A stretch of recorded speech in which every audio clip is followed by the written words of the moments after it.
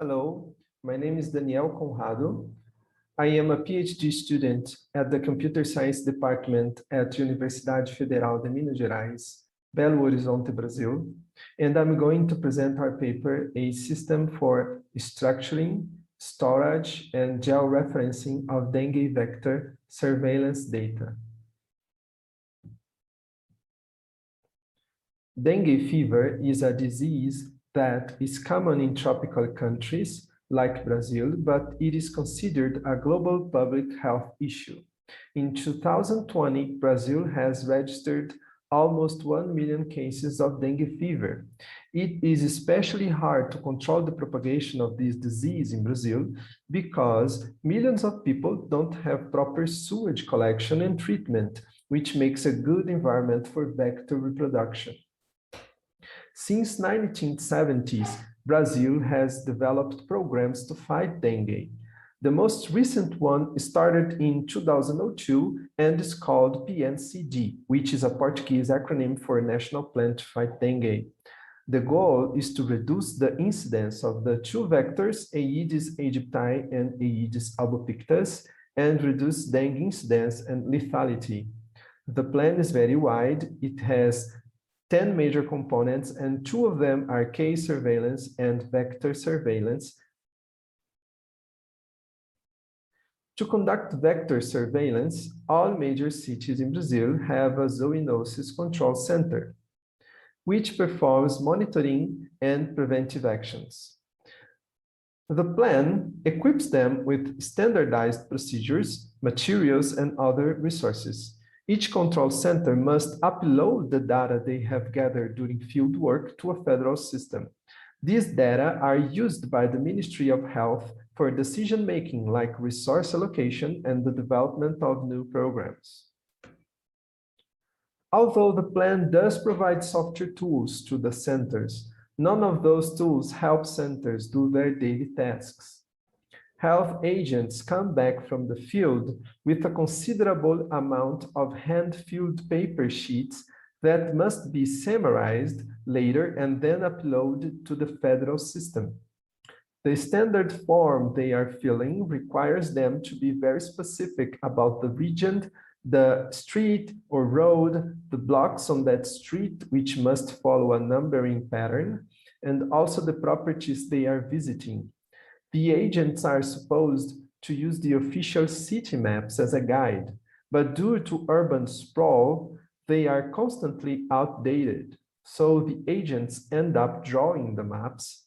Sometimes the city hall makes use of those hand-drawn maps since they are the most updated ones. So due to the lack of software systems, those tasks are error-prone and time-consuming. Providing tailored tools to those centers could increase their efficiency and thus help with vector surveillance. In this work, we want to ease the structuring, storage, and retrieval of vector surveillance data by using a laboratory information management system, or just called LIMS. Our solution is called FluxCCZ, where CCZ is a Portuguese acronym for Zoonosis Control Center. The solution comprises a mobile app, a LIMS system developed using the Flux platform, and a desktop view system. The mobile app is going to be used by the field workers to collect data.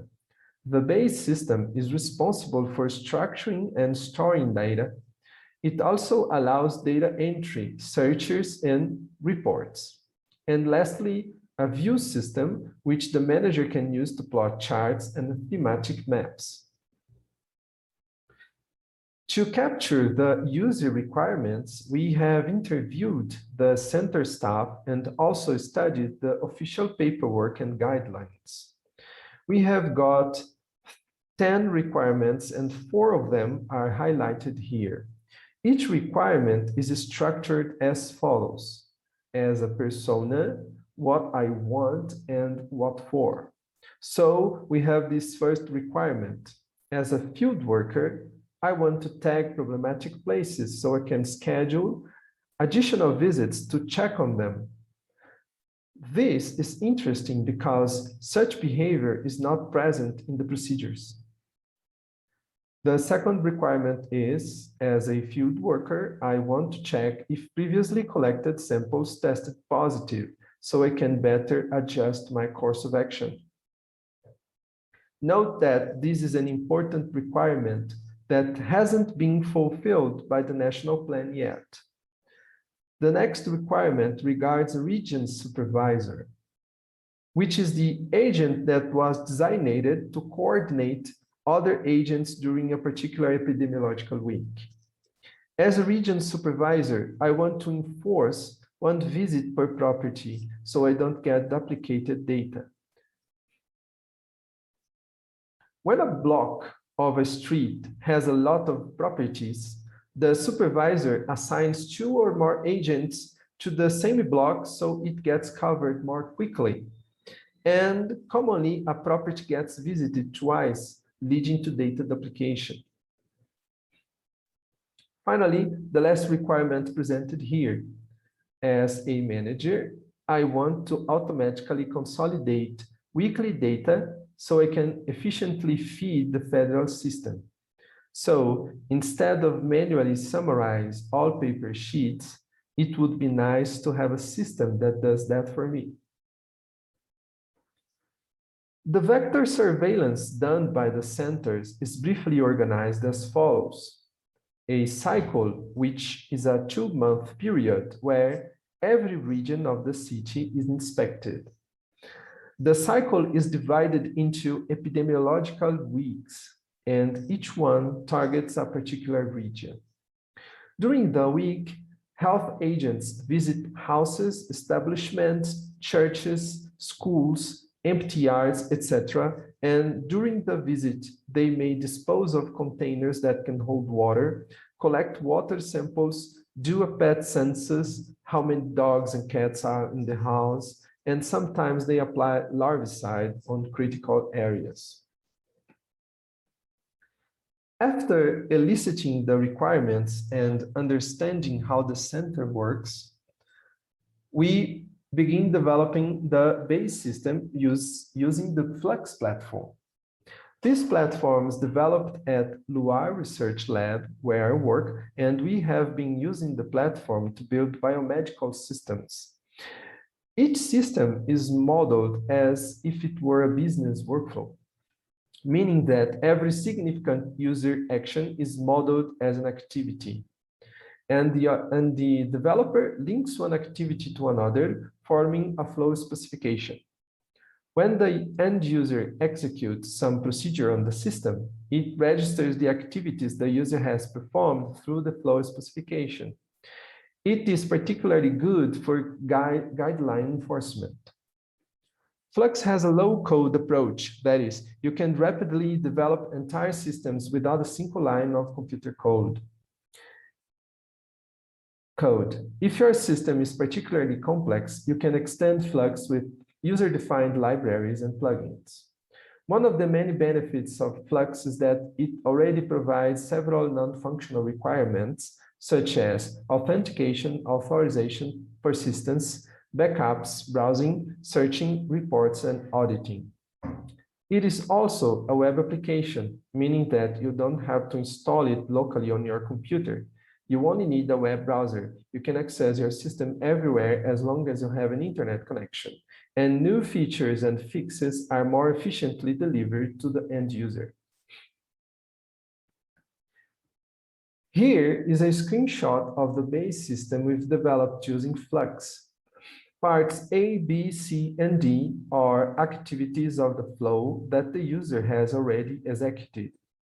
Part E shows activities that the user can execute at the point in the flow. Part F shows the data of the selected activity, which is an epidemiological week in that case. Under that, we have 2 block treatments for block 1 and for block 2. Under block 1, we have data from 4 properties. Note that parts G and H automatically summarizes the data of blocks 1 and 2. And that is the information the manager must feed into the federal system. The mobile app that will be used by the field worker is currently in development and is meant to ease data entry. It will be particularly helpful to novice agents, since they won't have to memorize all the codes, and they would be able to collect additional data not covered by the official paperwork, as the mobile app is being built based on the knowledge of experienced agents. It will also provide historical information about the property the agent is visiting, which is quite helpful to check, for instance, if a previously collected water sample tested positive. That way, the agent can adjust her course of action. And finally, data of every property will be georeferenced, allowing the view system, which is also under development, to build thematic maps. For instance, it would be possible to see what regions receive the most treatments in a particular timeline, potentially revealing a pattern that would otherwise be difficult to notice by using paper sheets alone.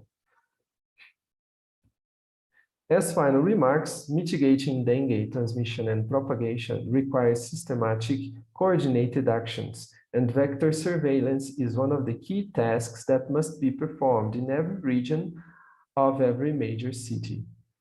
In Brazil, it is performed by the zoonosis control centers. To make vector surveillance more efficient, we have developed a solution called FluxCCZ, where a base system structures and stores the data. A mobile app facilitates data entry and georeferencing, and the view system will allow geospatial visualization of that data. An important aspect of this solution is that the base system is built using the Flux platform, allowing fast and easy to adapt development.